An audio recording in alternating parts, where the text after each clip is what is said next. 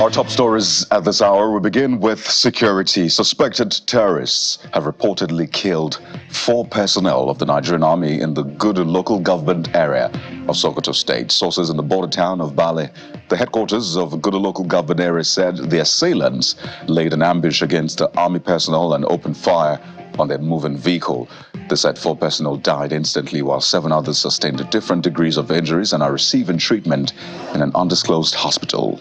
All efforts to get the security agencies to confirm the report has been unsuccessful, as at press time, as both the Nigeria Police Force and the army authorities in Sokoto are yet to comment on the attack.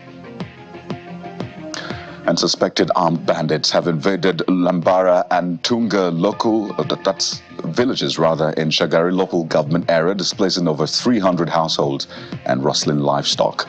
Members of the communities attacked have all relocated to Shagari town, headquarters of Shagari local government area, taking refuge at an Islamic school. The member representing Yabo and Shagari Federal Constituency, Yusuf Yabo, has alongside officials of the National Emergency Management Agency, NEMA, visited the victims in their temporary displacement or displaced persons camp for an on-the-spot assessment. Governments, some bandit tree came to some villages and attacked, which we come to figure out that they went and robbed about 3,000 cows. So those people of those villages, they decided to leave their villages and come back to Shagari main town, where they think or they feel they are safe. So that is why we went and visit them, and I also informed the NEMA, that is the Management Disaster Agency, for them to go and see by themselves, and that is the reason why we went there. Sokoto South Senatorial District is a very safe place, so we want to use maybe this medium to call on the security agencies to come and restore peace in in Shagari local government, and those people that left their villages, left their houses to come and in Shagari local government to please make sure that restore peace for them to go back to their villages. Get together today to see for ourselves what had happened, and through the information and the data gathered, we are able to know that it was a banditry attack, and it displaces many people who has taken refuge in this local government secretariat. And it affected a lot of people. About more than 3,000 cattle and camels, sheep and goats were confiscated. Motorcycles too, ponds, and the Bogle shops and houses.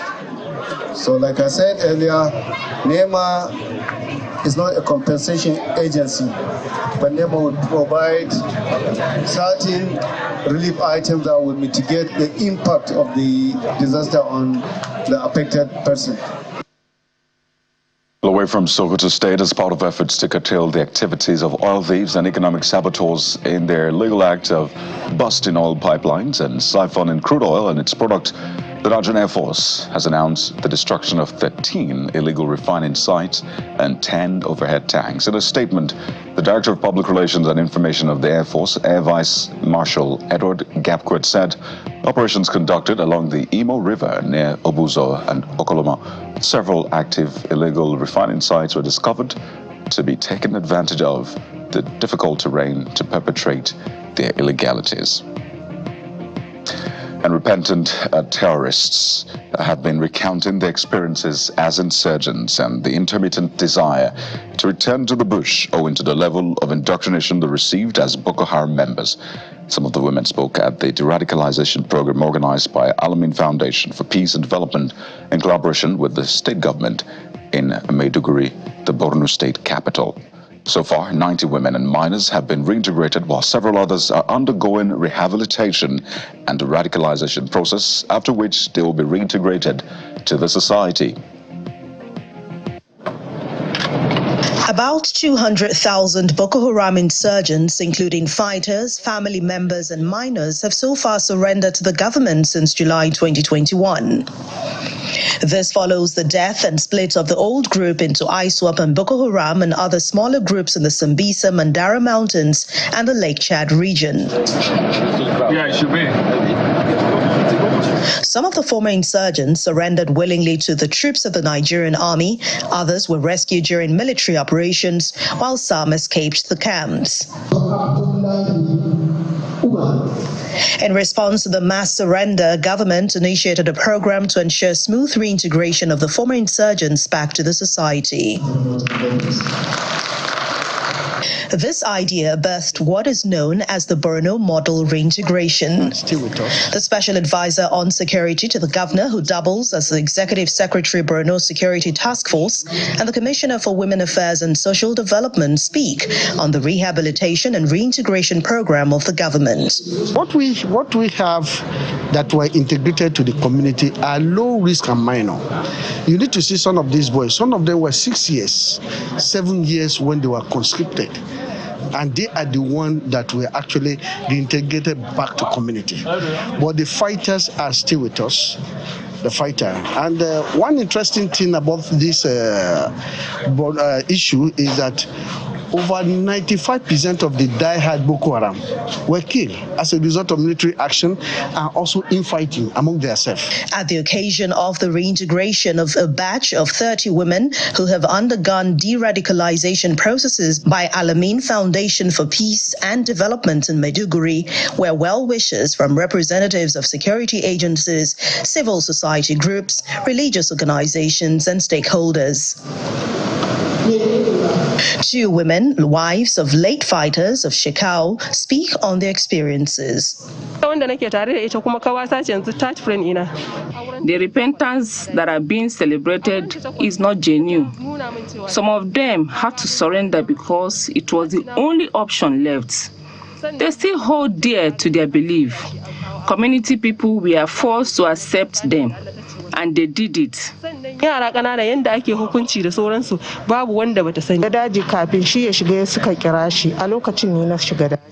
I was living in Kano while my husband was a teacher under Muhammad Yusuf, the founder of Boko Haram. We had 3 children. Then his colleague and him ran to the bush when the search for them became intense by civilian joint task force. It was the death and subsequent split of the Boko Haram that led to the in-house fighting that made me escape.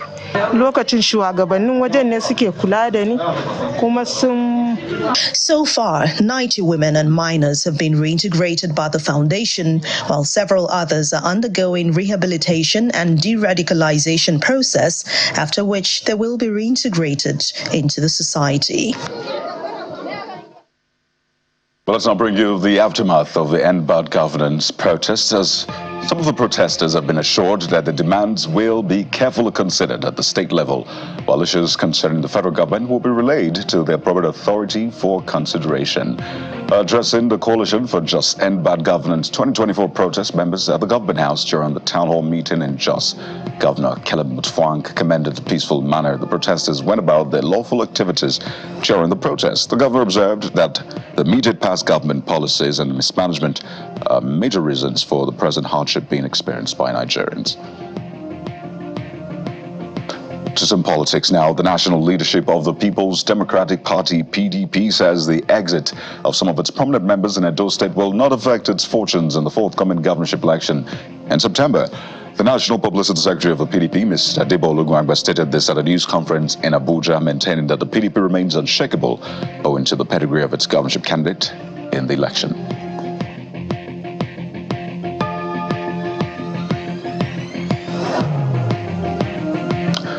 And now to some heartwarming news. A 27-year-old IDP, Amon Sishaku, who got a first-class degree in chemical engineering and an overall best graduating student at the Edo State University, Uzerue, last year, has been offered a scholarship at the Illinois University, Chicago, California, United States, to run a PhD program in chemical engineering at the school.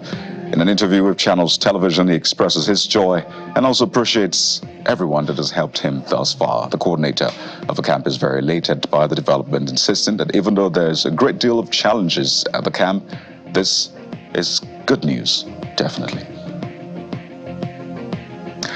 And the management of the National Youth Service Corps, the NYSC, has denounced what it describes as a misleading information circulating in the media regarding payment of 70,000 naira minimum wage to corps members and the directive to upgrade their accounts. A statement signed by the Director of Information and Public Relations of the Corps, Mr. Eddie Megwa, says corps members, parents, and members of the public should note that no directive has been received from the relevant sector of government responsible for wage matters, so it is therefore impossible for the NYSC to issue any information on such.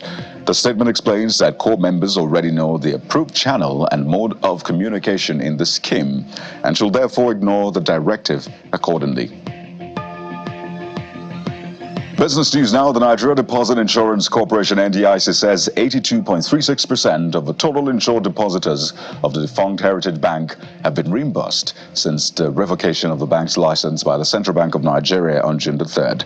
In a statement, spokesman for the appointed liquidator NDIC, Bashir Nuhu, said the remaining 17.64% of the insured deposits yet to be paid were largely depositors whose accounts have post-no debits, P&D instructions, or have no bank verification numbers. Mr. Nuhu said the NDIC began the payment of the insured deposits of 5 million naira maximum per depositor within a record time of 4 days of the bank's closure, using the BVN as a unique identifier to locate depositors' alternate accounts in other banks. And outside the country, Ukrainian troops have advanced up to 30 kilometers inside Russia in what has become the deepest and most significant incursion since Moscow began its full-scale invasion of Ukraine in February 2022. Russia's defense ministry said its forces had engaged Ukrainian troops near the villages of Topino and Obsky colleges as the offensive in Kursk region entered a 6th day. A foreign ministry spokesperson, Maria Zakharova, assured Kiev of intimidating the peaceful population of Russia. President Volodymyr Zelensky, who directly acknowledged the attack for the first time in an address, said 2,000 cross-border attacks had been launched by Russia's troops from Kursk this summer. And on to sports news. The Minister of Sports Development, Mr. John Enna, has issued an apology to Nigerians over the poor outing of the Nigerian team at the just concluded 2024 Olympics game in Paris. President Bola Tinubu had approved 12 billion naira for the country's outing at the Olympics and Paralympics. 9 billion was earmarked for the former, as the Olympics, while 3 billion was budgeted for the Paralympics. Well, despite the funding, Nigeria had ended the game without a medal. In the words of the minister, the Olympic Games Paris 2024 have ended, and I accept that our performance should have been a lot better. It fell short of our objectives, expectations, and hopes of Nigerians. I must apologize to our compatriots and reflect on what went wrong while looking forward to the Paralympic Games Paris 2024 from August the 28th to September the 8th.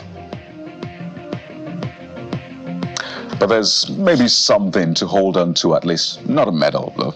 And that's D Tigres's Rena Wakama, who won the best coach at the women's basketball event in just concluded 2024 Paris Olympic Games. Wakama is also the first Nigerian national female basketball team coach to win the women's AfroBasket title since it began in 1966. She took the Nigerian female team to the quarterfinals of the tournament for the first time in history for any African team. The feat made them the first ever African team, men or women actually, to play at that stage of the event. So those are the top stories at this hour. Lots to say, definitely, about the Olympics, as well as other major stories making the rounds. And Jeffrey joins me as we walk through the online space to see what you are talking about. Jeffrey.